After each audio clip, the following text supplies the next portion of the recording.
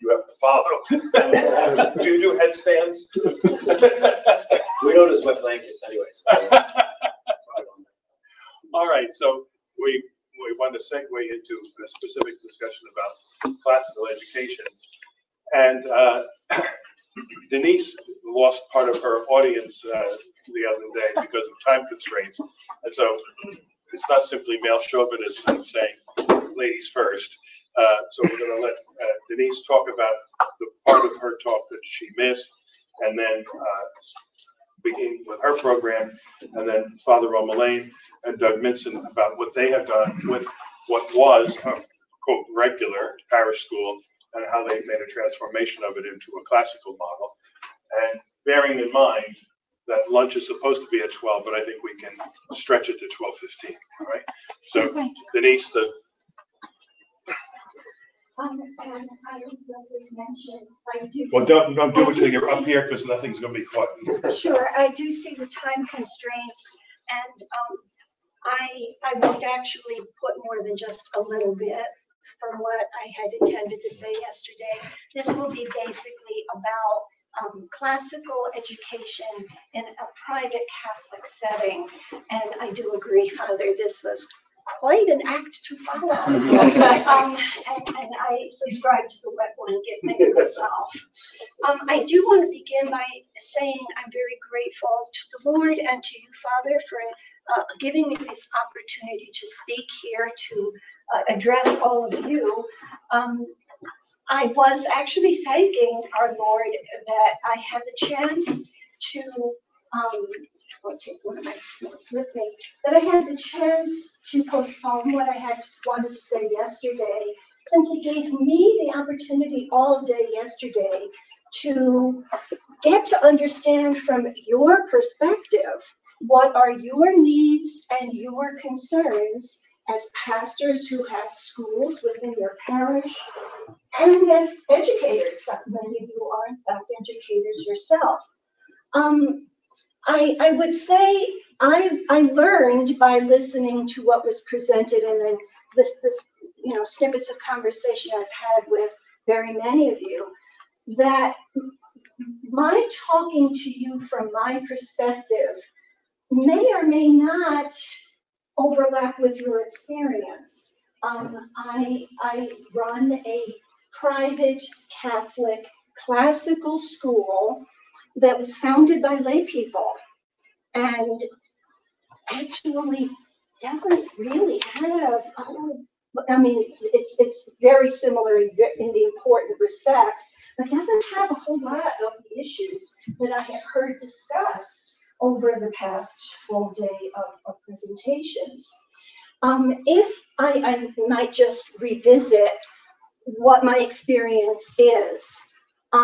I have been a teacher for 27 years, very many of those years within the monastery, teaching. I've always only taught adults, teaching other religious, but then when I had to ask permission from the Holy See to take care of my dying father, one of the ways, because he begged me not to put him in a nursing home, one of the ways we could get enough money, and insurance doesn't cover this, to have home health care 24/7 for him, including me being primary caregiver, I went to work and I taught philosophy in the philosophy department, first at Fordham for many years and then at 2 other universities, we'll leave it at that. So I never heard of Catholic classical education. I mean, I was doing it at the adult level. So let me qualify. I never heard of Catholic classical education for primary and secondary school. Now, I won't go into the details of how I was approached. I was asked to consider the job of headmistress of Regina Lumini's Academy, which is one of the 4 Regina Academies founded by a wonderful, faith-filled, do you know Mrs. Henkels? Sure. Wonderful, faith-filled woman. She's in her 80s now. Mother of 10, I think grandmother of 55. Mrs. Henkels founded 4 academies. My academy is unique in terms of we're pre-K through 12, but the other 3 academies in the Regina solar system are only pre-K through 8. In any event, I was approached to consider the job of being headmistress. And so the board of directors paid for me to come down and tour the school. And quite literally, my breath was taken away. I could not believe it. Is there a school, a primary and secondary school left on earth where kids, the girls and the young men, dressed modestly in their beautiful uniforms? When I walked in, they all stand up. I wasn't a mistress yet. I was just a visiting guest. Every student stood up, turned towards me, and greeted me. There is palpable joy in the school. This and the engagement, I mean, rigorous academics. I could not believe it. I walked out of the school. That such a place really exists. So when the interview process was all over and I was approached, and by the way, yes, absolutely, we do not go into education and Catholic schools to make money. When I was approached, I didn't give it a second's consideration. Yes, please sign me up. I will be, and I had to move. After my father died, I sold his apartment and moved to Pennsylvania. So this is a little background as to what our school is and how I got involved in it. What I would like to share with you right now are certain bullet points. As I was listening to the presentations yesterday, and I think in particular Father Dennis McManus, when he was speaking about the spiritual epistemology, and possibly I'm not understanding his comment, well, no schools like this exist or probably don't exist today. I could have misunderstood his full point there. I don't think that's what he was saying. Yeah. I think he was saying if you're trying to recreate something that was founded by a religious congregation and they're not there, then that's not possible. Okay, well, but the characteristics that I did hear him discuss, I kind of put into a package deal of does not exist, at least in my own mind, and I'm sitting there thinking, doesn't my school? So what I would like to just share with you briefly, I'll just go through this, it's a list of 12 things. Then I would like to, so that you get to know what our project is, what we're about, I would like to go briefly, and I do promise to keep this brief, Father, through what Catholic classical education involves, talk briefly about some of the problems that we have encountered, and I think tend to be the case, having heard Dr. Ensler. Money is always an issue, but I'm not going to address any of the problem aspect from that particular perspective. Talk, just say very briefly what I think the impact, the role of Catholic priests would be, should be in a Catholic classical school. And then I do have a little self-advertising for, and Father gave me his okay to give this out, the congregation of teaching sisters that we are founding. I would like to just say a few words about that and also give you this little postcard, which has all the contact information if you know someone who's interested. So the list. If our academy has a motto, which we don't officially, but we often say this to prospective parents, to prospective families, it's we strive to form smart saints. That is the Regina Luminis Academy project. We do have very rigorous academics, but we are not so much a college prep school, especially our high school. We are heaven prep school. The presence of Christ is absolutely the central, unifying, dynamic element that characterizes our school. All of our studies are integrated to highlight God as first truth and loving Redeemer. Our lady is headmistress. She just absolutely is. I mean, our school is Queen of Light Academy. She runs the school. She sends us, I'm not being simplistic here, but she sends us what we need just when we need it. I had talked with Father before this conference and told him that someone key in my administration had just decided he needed a higher paying job and he walked out June 15th. June 15th? Where am I going to find someone to fill this key position? Someone with two master's degrees and a doctorate, who I had kind of pigeonholed to when we separate. We are hoping to separate because we have such an influx of students. We're hoping to separate the pre-K through 8 and the high school. At some point, I had him pigeonholed to take over that, and he walks out. I did ask Father's prayers and intercession, and I know it was powerful, but I brought it to our Blessed Mother on July 16th, Feast of Our Lady of Mount Carmel. I don't know for sure yet because I have to call him when I get home today, but honestly, one of the most perfect, capable, credentialed, experienced people walks into my office. Thank you, Blessed Mother. Always there, never fails us. Prayer punctuates our day, but it's not shoved down our kids' throats. I am telling you, it just is not. We have a joyous, enthusiastic, not every kid, but for the most part, joyous, enthusiastic participation in the life of prayer in our school. We attend Holy Mass 2 days per week.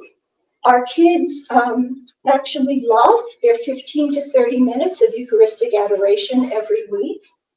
We have the Living Rosary twice a month, and every kid, sometimes there's, because it's first thing in the morning, we 8:15, it's sometimes a little difficult to get them to focus, but the kids seem to be enthusiastic about that as well. Our school is characterized by a real dedication to the pro-life movement, and our kids in grades, the middle school grades and the high school grades, once a month go to pray in front of a Planned Parenthood clinic. We teach Latin starting in pre-K. Amazing, but there it is. They sing the Crucis, they learn the Pater and the Ave. We teach cursive in first grade. We teach Danelian, which is a kind of quasi-script, in kindergarten. We do not permit our students to use electronic devices. They can bring a cell phone if parents insist, but it must stay locked in their book bag in their cupboards. We have small class sizes, usually between 5 and 10 students per grade.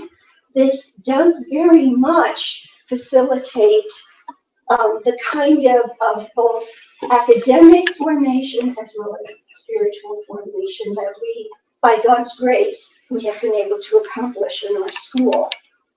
And I know Father Daniel alluded to the Socratic dialectic method, which is characteristic of classical schools. We start this in kindergarten with our kids, asking them a question, having them give us the answer, and by back and forth dialogue, getting kids, it's a very intentional method, but getting the kids to come to the right answer. We have very strong emphasis on reading and writing skills. We emphasize math and science as well, but we want our students, because there's such a lack. When I was teaching undergraduates at Fordham, the kids would come in with not a clue how to write. Never heard of a run-on sentence, never heard of a thesis statement, didn't understand punctuation or spelling at all. We have no discipline problem. There it is, but we do not. And we hire only practicing Roman Catholics, who, it's all the Regina schools have the policy that we have every year on the anniversary of the founding of our school, September 8th, Our Lady's birthday. After Mass, every faculty member, every board member signs an oath of allegiance to teach only according to the authentic magisterium of the Roman Catholic Church. Now, I went through this to give you some idea of what we're about.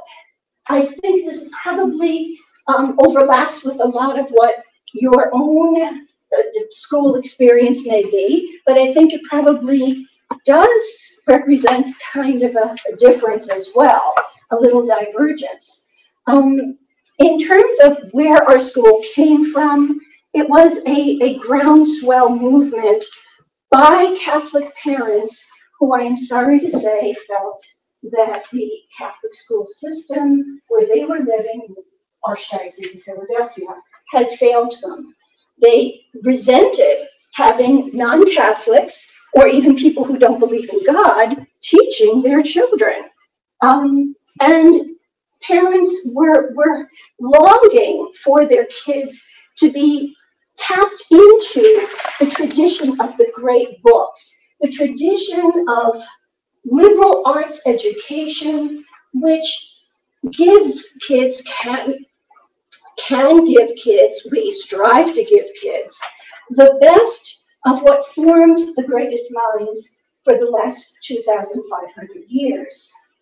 So I think I will turn now to what elements of classical education, what is classical education. Now, Dr. Ensler did a super wonderful job of explaining an awful lot of the concepts behind it.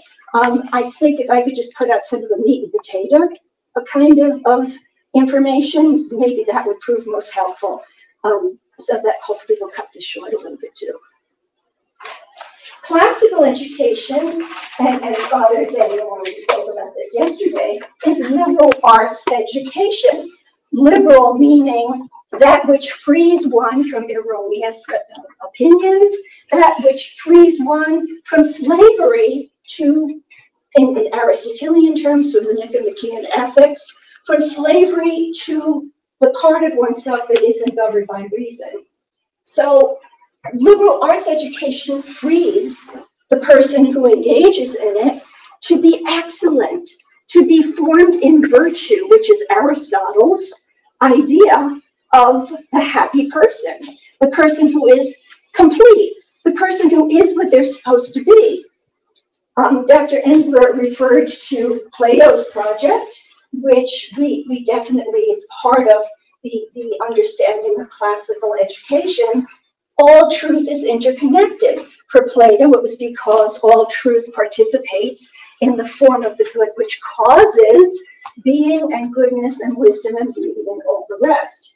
St. Thomas, of course, appropriates this and says, well, we can recognize this as God. So all things, Catholic classical education sees all truth as interconnected because it all reflects in some creaturely way the one supreme truth. We also try to tap into Aristotle's intuition that one must quiet the sensitive part of our nature through the practice of moral virtues so that we can develop the intellectual part such that reason rules. St. Thomas appropriates this, of course, and says, well, what are we by nature? We are imago Dei. Each child entrusted to us is the image and likeness of God, endowed with intellect and free will. We will form, and I love what Dr. Ensler said, education is not imparting information, it's imparting formation. So what we're about is forming our children, developing, of course, they get the free gift of theological virtues, but helping them to develop the intellectual virtues, the moral virtues, so that they can flourish and be excellent as Catholic Christians, as excellent citizens, as those who will, God willing, take their place as leaders, strong leaders. And I love the fact that Father Daniel spoke about toxic culture all day long. Hopefully what we are trying to do, our project in forming kids, is they will be prepared to take their place and make a very big difference, we hope and pray, in the development of society, especially in the West. Now, what I would like to do is mention a couple of problems, because, and going through this list, I hope you weren't saying, well, that sounds too good to be true, because of course we all know anything that sounds that way is. We do have our problems. And what I would like to do is share with you, money is always a problem, but I'm not going to, detain any of you with talking about that. That problem too is everlasting and lives with us. The particular problem, and since it's exacerbated since we are private, we do not get money from the archdiocese, we do not get money from the parish. In fact, we pay the parish to rent the building. It is a shuttered Catholic parochial school. We have taken over St. Monica's Parish. So, in fact, we don't get money from the parish, we give money to the parish. But the two problems I would like to share with you to give a more balanced understanding of classical education as I experience it. The first has to do with the perception by many parents, generally speaking, not the ones in the school, because our parents seem to be extremely satisfied with the education their children are receiving from us. But when I'm sitting in my office or giving a tour to a prospective family, I often hear this. Well, doesn't classical education mean that it takes a real long time before anything shows up good in my child? And how is this going to impact a top-tier college that I want my kid to get into? I mean, classical education, what does that do in terms of the long view? And how is this going to prepare my kid for a six-figure salary the instant that they graduate from university? I'd like to share with you something that I read from someone I know, Mr. Mark Langley. He's the founder of the Lyceum in Cleveland, Ohio. And he runs a private classical Catholic school. Parents tend to object to classical education on the grounds that it doesn't produce concrete results in the here and now. The real effect of a Catholic liberal education, they say, is seen only in the long run, the real long run. And they have a point. The effect is seen in those who hold on to their faith over a lifetime. It is seen in the future children of our present students. It is seen after 20 and 30 years when our students have settled down as active. Now, my riposte here is, I actually don't agree that this is the results of a Catholic classical education are only seen after years. I think it's seen after weeks or months. And I can back up this claim by saying, in our school, it has been my joy to find I've been headmistress for 3 years. It's been my joy to find that in order to keep our accreditation with NAPSIS, we have to offer, we don't force anyone to take them, but we have to offer the national standardized tests, the Iowa exams, the Terra Novas, and the kids in high school take PSATs and SATs if they choose. Our kids regularly score between 2 and 5 grade levels above their peers nationally. And I do publicize this. I put it on our website. I send it out in newsletters. So I think this bears fruit. This shows that there is an immediate effect in children who follow a classical education.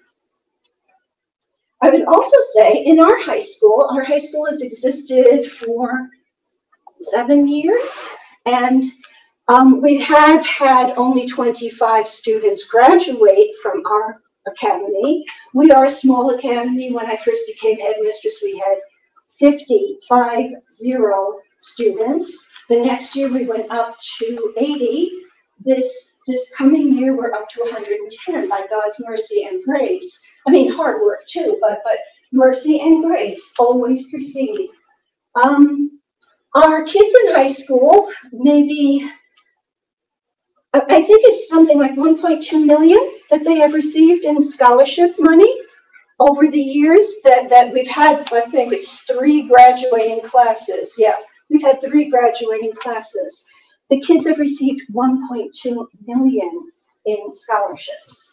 So I think, again, this tends to underscore that the results are seen in the here and now, or at least not 20 and 30 years when we're talking about Catholic classical education. The other problem that I would like to touch upon is we, as a school, unfortunately, tend to run into this, a certain animus with our brethren in parochial or the larger archdiocesan school system. Sometimes we are perceived as unwanted competition. I definitely have gotten this on a number of occasions when we wanted to participate in a local high school night. We would set up a little table and be part of everyone advertising their high school at a local Catholic parochial school. I got a phone call after I had put in my application, and I was told, I'm afraid we can't rent you a table. And oh, why? Well, you're not archdiocesan, are you? I said, well, I mean, His Excellency recognizes us as an authentic Catholic institution. But I said, are we parochial? No. Are we part of the archdiocesan system, quote unquote? No. She said, well, that's the problem. So I have to lament that we sometimes are not seen as part of the support system for all of us who cherish and want to promote Catholic education, authentic Catholic education. One of the ways I've tried to address this is I got one of our faculty members on the Archdiocesan Education Advisory Council. Now, it's too soon to say whether that's going to produce any results, but at least it's a step forward. Time? Yeah. I think I'm going to cut this short. I'll leave out about the whole priest impact thing. I'll just say, by God's great grace and our Blessed Mother's intercession, we are at the point where things are flourishing enough that we can start living community life with a new congregation of teaching sisters formed in my community, formed at my school, rather. May I ask the charity of your spreading the good news, spreading the word that we actually have this, the name of the congregation is Daughters of Mary, Mediatrix of Mercy. One side explains what the congregation is intending. The congregation is only intended to work in classical Catholic schools. The other side has the website and an email. So I think I'll end it there just by promising you. I have like 100 emails waiting for me. I haven't done anything while I've been at the conference. I do have to go home. I got a mountain of work. I have already told our faculty and many of the students, many of the parents of students, that I am here. I was told to assure you all, you are in my heart and my prayers every single day. I remembered each one of you at the Holy Eucharist receiving our Lord this morning. All of our children, and I can tell you, they are such powerful intercessors. All of our children will be praying for you. So please pray for us too. And thank you very much. God bless you.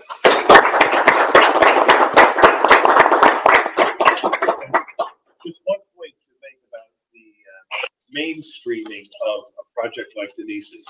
One of the Regina academies, Denise, you can tell me, was recently integrated into Cardinal O'Hara High School. So a very large mainstream diocesan high school. has formed a separate component of one of the Regina academies to be now part of this very large school. So I think that's a recognition that there is something good that's happening.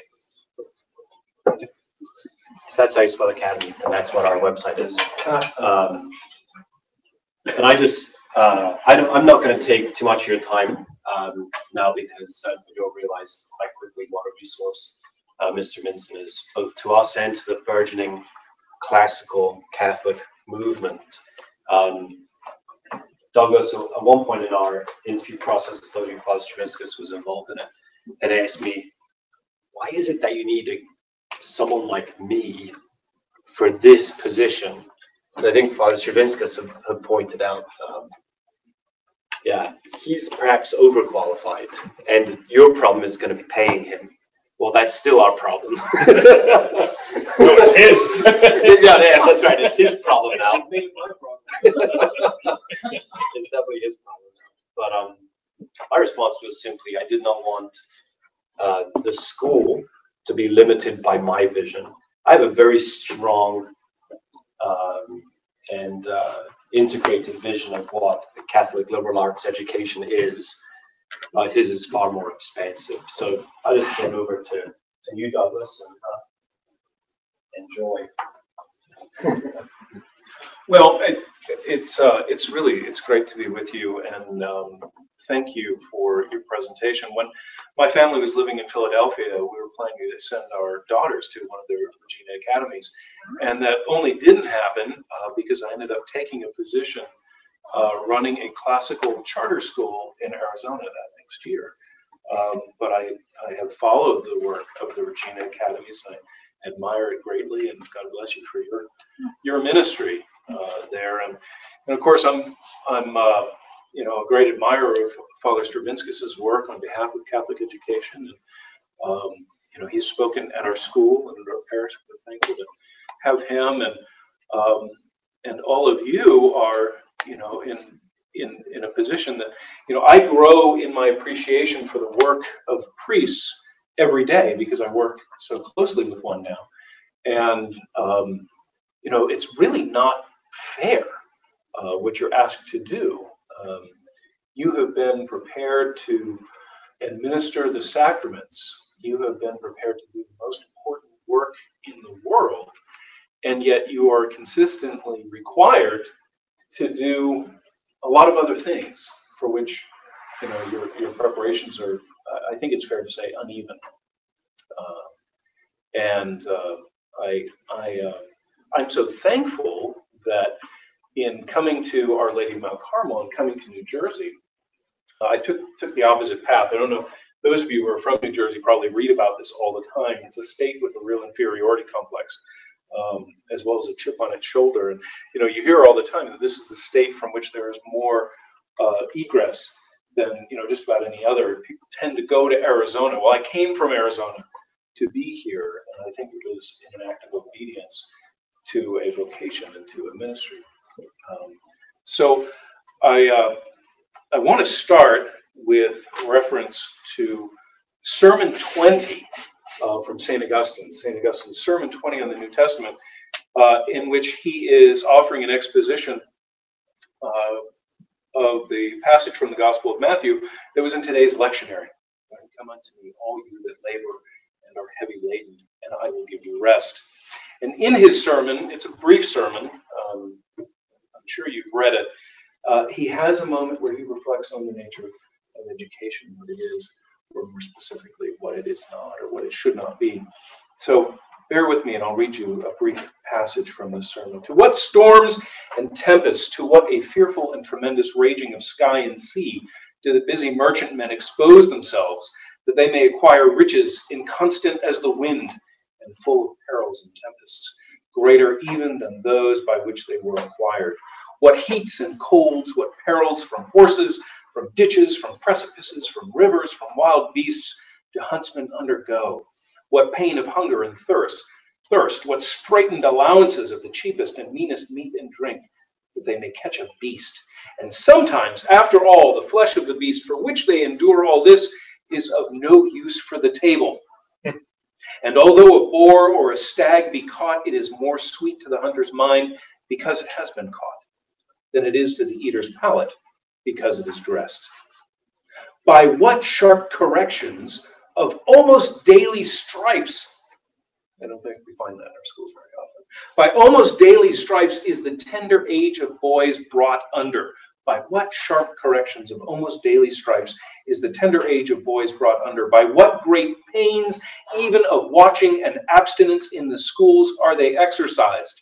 Not to learn true wisdom, but for the sake of riches and the honors of an empty show, that they may learn arithmetic and other literature and the deceits of eloquence. We spend a lot of time asking ourselves, what is Catholic schooling? And I think we do this getting caught up in the mechanisms and the administration, and we neglect to consider what education is. What is education? We spend a lot of time asking ourselves, is there a distinctly Catholic approach to schooling, without settling in our minds what education is? And so, according to our own specialties, we reflect on this or that dimension of schooling.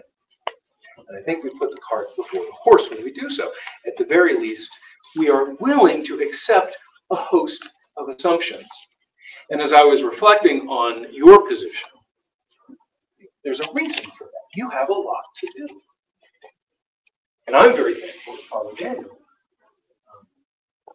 He engages in the Socratic operation pretty consistently of self-examination. The unexamined life, its impact on schooling can be pretty devastating. So at a time when Catholic education is in crisis, this is problematic. We have to spend some time considering what education is, and if anything, what Catholic education, how Catholic education distinguishes itself. See, the crisis, as you know, is not limited to Catholic schooling, right? The Diocese of Paterson, in which our parish is located, has closed more than a third of its schools in the last 3 years. Plummeting enrollment. Our Lady of Mount Carmel, when I arrived, had had 12 years of enrollment attrition, dropping precipitously. And I had a teacher who'd been with the school for that long with tears in her eyes when I told her about our enrollment forecast for next year, because she said it hasn't been in under 7 years that the school had more than 100 students in it. The crisis is not limited to Catholic education. It's a crisis in our parishes. So understandably, the temptation for all of you, right, the temptation for any priest is to say, well, we're going to focus on the most important things, the ministry of the church, the principal work of the church. The sacramental commitments of the church require that we focus on evangelization. This is precisely why we have to be committed to schools. Father Daniel persuaded me to come from Arizona to New Jersey, in part because he said that if he inherited a parish without a school, he would have started one in this day and age when schools are closing. And given that he inherited a school, he wasn't going to let it close. But what he asked himself was, what will make this school thrive? And it has to recover an authentic Catholic identity. And friends, Catholic education is something we all have a dog in the fight in, but it's something about which we cannot remain agnostic. It is tempting to see education as a luxury that we can't afford on the one hand, or to accept the mainstream as a standard by which we'll conduct ourselves. And then bring all the appropriate pieties into the school, to treat education and our Catholic identity as something that can be bifurcated. Right? That education is a particular kind of science according to which we'll defer to the experts. And then along the way, commit ourselves to our evangelistic project in order to rear children in the fear and the admonition of the Lord. I think this is a profound error. Is there a specifically Catholic approach to education? Is there a specifically Catholic approach to education? Augustine seemed to think so. Our students can become masters of mathematics, of literature, of eloquence, still have no adequate notion of the end for the sake of which they are educated. This is the wisdom of our tradition. It's good to keep in mind, however, that this error, this confusion, was present even in the time of St. Augustine. Education is the shaping of souls. The prevailing approach to education prescinds from asking what man is, and instead treats education as a purely utilitarian exercise. It's informed by a modern conception that treats knowledge as a work of shaping or making, rather than conformity to the real. Knowledge understood as a kind of making prompts us then to attempt to answer practical questions of how without adequate reference to the what. So for us, a classical, and I have more that I can say about all of that. I don't really want to. What I'd like to do is create the conditions for us to have a conversation. And this is an awkward thing, right? To deliver a lecture when but Socratic also, in your orientation.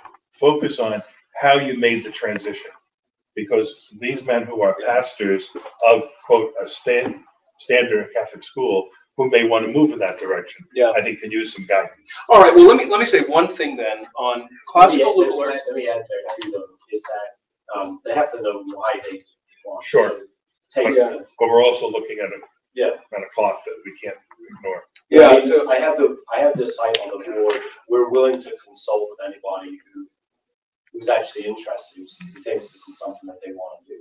Yeah, and actually, my invitation to you is to come see it. We're teachers, so we'd much rather show you than tell you. Right? So come see it. The joy that you heard about in a school is real. It's palpable, and you can experience it. So come see us in Boone. Visit our classrooms, sit in our classrooms, join us for lunch, and get a sense of that. I want to suggest to you that a classical liberal arts education is a ministerial mandate, that you have a burden to satisfy because you're preparing young people to heed God's call in their lives. And there is nothing in the mainstream educational curriculum that prepares young people to follow Christ's command. There's nothing there. That they are being equipped for entry-level positions is not the way that we satisfy the obligation to prepare young people for sainthood. And we cannot know if the Lord's will for these young people is that they be architects, attorneys, or doctors, or artists. We can't know. All we know is that they are being called to sainthood. And the classical liberal arts education, pedagogy, curriculum, is our tradition, in part for precisely that reason, so that all students can be prepared. It's the most practical thing in the world. You consider the ends for the sake of which we do the work that we do. I was working in a classical charter school as part of a network of charter schools. And as a charter school, it was a public school. And I grew very, very frustrated because I saw that upon graduation, and my school was a 612 prep school. Upon graduation, our students were very well prepared. Their test scores were outstanding. They read incisively and carefully. Their written, their spoken work is outstanding. But we also had the unfortunate phenomenon of many of our students being more sophisticated than philosophic. They were well equipped to play the game.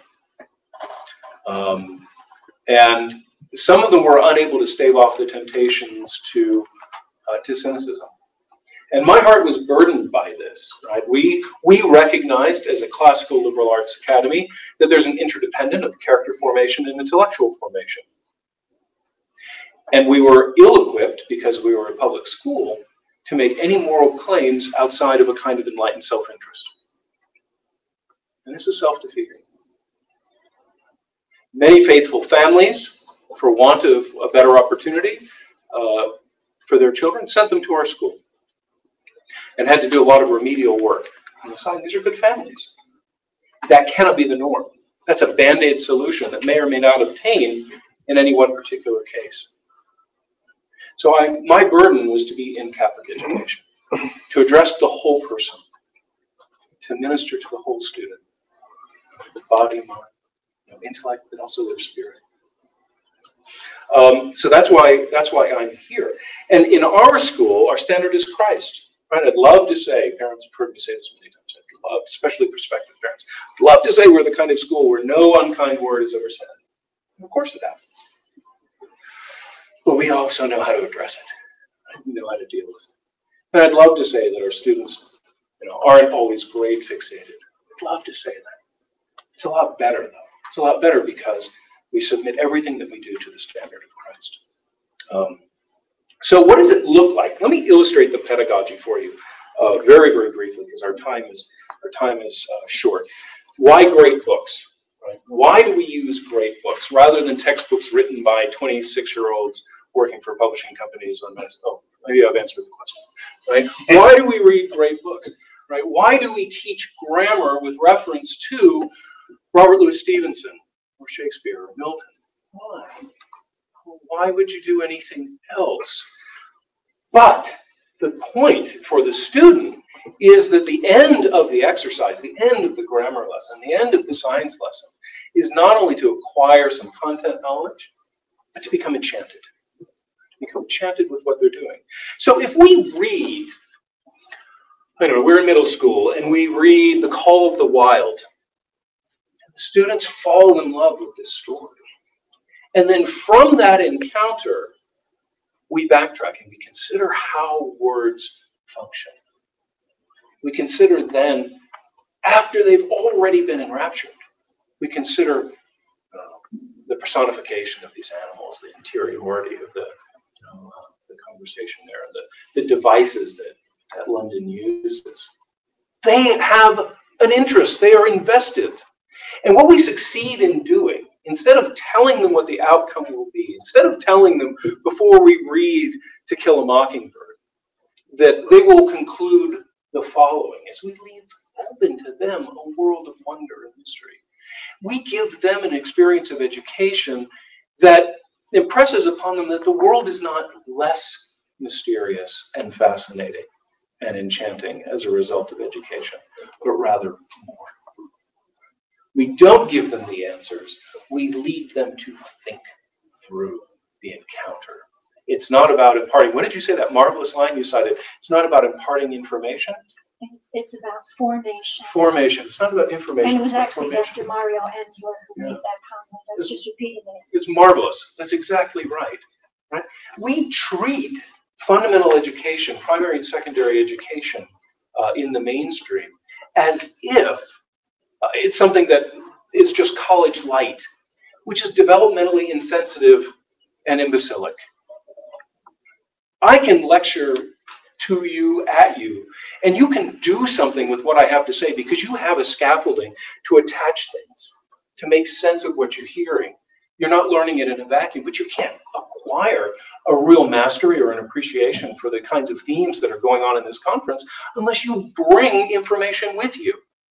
When we impart information to students, we must engage them. The act of the intellect is something that the student must do. It's the youngest students who think that learning or teaching is something that the teacher does to them, right? Or, the lessons learned are the work of Mrs. Galinsky rather than the work of the student. And of course, they're wrong, right? They're wrong. Mrs. Galinsky's work is only successful if the student is actively encountering and engaging and reflecting upon the things that they talk about with her and with one another. So I hired a teacher, and I asked her, I always ask teachers to do a teaching demonstration before I hire them. And to the most practical thing, of course, Father Stravinsky's, if you want to build a school, you have to build a faculty. Right? A school is its faculty, as John Sr. observed. So the most important thing that you can do is put into the classroom teachers whose faith is the center of their being, who have a love for their subject matter, and are devoted to sharing it with young people. It's the most important thing you can do. Everything else follows from that. Everything else.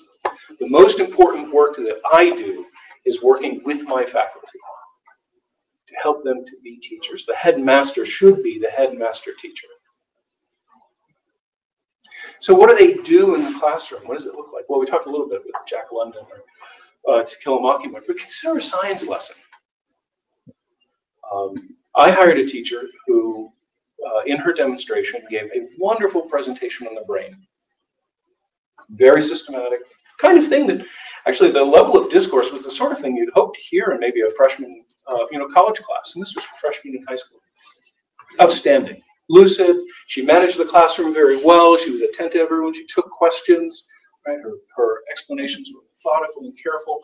Following her lecture on the different hemispheres and the different lobes of the brain, she offered some YouTube clips that highlighted it. I remember one of them very, very clearly. It was Alan Alda interviewing a man with epilepsy, whose epilepsy was treated by severing the connecting tissue between the hemispheres in his brain, and had the marvelous effect on his ability to write simultaneously, right, with both hands. Extraordinary. But he also lost object permanence, for some reason, when he was trying to track things. And it was enchanting. And then she also told the story that I understand appears at the beginning of every neurology textbook, which a fellow working on the railroad in England dropped a spike into one of the holes that had been prepared, and it was fixed with explosive, and the explosive drove the spike up through his head. Some of you are nodding, right? Everybody knows this story, right? Drove it up through his head. He never lost consciousness. Never suffered any adverse health effects that anyone could identify. But everyone who knew the man recognized that his personality was radically transformed. Punctured his frontal lobe. And this began the science of investigating the role of the different lobes of the brain, et cetera, et cetera. It's a great story. Kids were all enchanted. So in our debrief, I asked her just one question. Because she knew, Aristotle's right, the virtuous man knows his own act. She knew what she was doing. She's a very competent teacher. But I asked her, what does she think the impact of inverting the order of the lesson, what impact would it have on the students? It was like the scales fell from her eyes. She got it immediately. Oh, it would be so much slower. The students would never forget what they learned. Right? I can't remember the name of that connecting tissue between the hemispheres of the brain.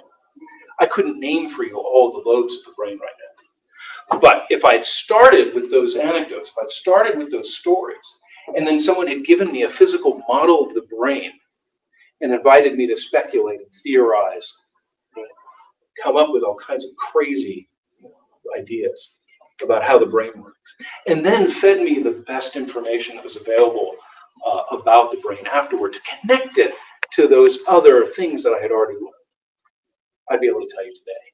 I would know those things. I would have it.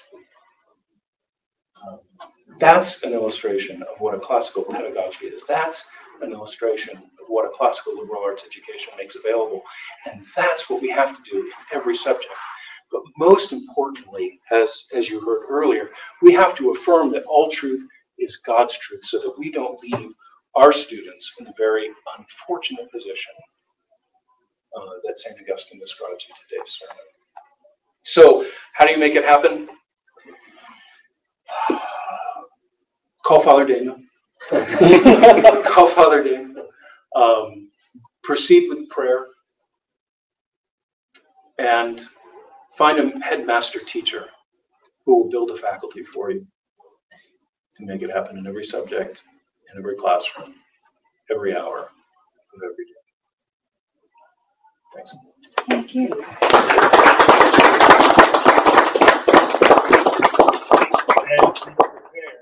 prepared to deal with diocesan bureaucracy. And we can't comment publicly. That's right, because this is on live streaming. Any questions for either of the gentlemen? Yeah, Father. In your experience of finding a faculty and things like that, I guess it's you said find a headmaster that can build a faculty. I mean, have you found that you need faculty members who have been trained in the classical model, or do some people just naturally teach in this way? Like, because I was looking, I mean, we were kind of looking to do something in our diocese a few years ago, and we had trouble finding people that even understood what classical education was. Yeah, it's tough. It's tough, particularly if you are a diocesan school and they require, this is the bureaucratic dimension that Father Stravinskas is referring to. They require certification and education degrees and all that kind of nonsense. I had a conversation that was very telling with the assistant superintendent in our diocese. And she was bemoaning to me a workshop, a recent workshop in math that so-called ostensibly master teachers in the diocese and veteran teachers participated in. And they were attempting to bring, it sounded like a pretty good workshop. They were attempting to impart to these teachers some of these pedagogical elements that we recognize and that we insist on. They really are threshold. And the assistant superintendent, who was a real educator and she loves her work, and you know, she has a good theory of education. She, you know, bemoaned to me that these veteran teachers couldn't make that shift when it came to how to engage students, right? Because whether they're teaching Common Core or anything else, everyone knows that engagement is a condition for the possibility of students learning anything and holding on to it. At which point, of course, I, in my uncharacteristic gadfly mode, responded to the assistant superintendent by asking her what then the merit of the certification that all these teachers enjoy and their classification as master teachers. You have to find liberal artists. And if you can't find a liberal artist, you have to find someone who loves teaching and is willing to learn. Right? The teacher has to be the model learner in the classroom. The teacher has to recognize that a good day in class is not a day where the teacher says smart things, but the teacher elicits smart things from the kids. If you have that, I mentioned Mrs. Galinsky. Mrs. Galinsky is one of my teachers in 3rd grade. She's a marvelous teacher. She was trained in all of the customary paths to education and considered all the shackles removed when I invited her to teach according to our pedagogy. So you can find them there. More often, you're going to find liberal artists coming out of certain kinds of schools. And depending upon your state, depending upon your policy requirements, you're going to pursue alternative paths to certification, right? Or if you have the benefit of an entirely private school, we don't need you're liberated from that. In Arizona, Pennsylvania permits it. Arizona is very much the Wild West. So all our teachers had to do in my former school was pass, they had to have a certain number of credit hours in the subject area they were teaching. And barring that, they just had to pass a test demonstrating subject area competence. It was very, very, loose there. New Jersey's a different animal altogether. Me, I'll offer as well. I mean, I forgot, as I do, when Douglas said at the end, commit yourself to prayer. You came at the end of Lent. I mean, it was a fasting and prayer-filled Lent, not only for me, but for our parish. As we were going about this process, we were all committed to fasting and praying for the school. But I would say the most important thing, and I'm sure it's not a surprise to you at this point, you have to find the very best headmaster you can find. And that's where you start. That's where you start. I mean, because I have all these great ideas about faculty and the rest, and I just send them over to him to die, because he's doing the job. And my ideas are not all that good in the end. But you have to find single-mindedly, you have to find the very best person you can find. You might find someone who's great that you can't get. That's fine, but find the best person you can get. Douglas is the best person we ran across. And ours was a nationwide search. Nationwide, not public search, right? All right, before they throw us out of the dining room, let's be sure to be back here by 1:10, okay? There's going to be a presentation at lunch from Dr. McHugh about the Catholic Leadership Program here at Seton Hall.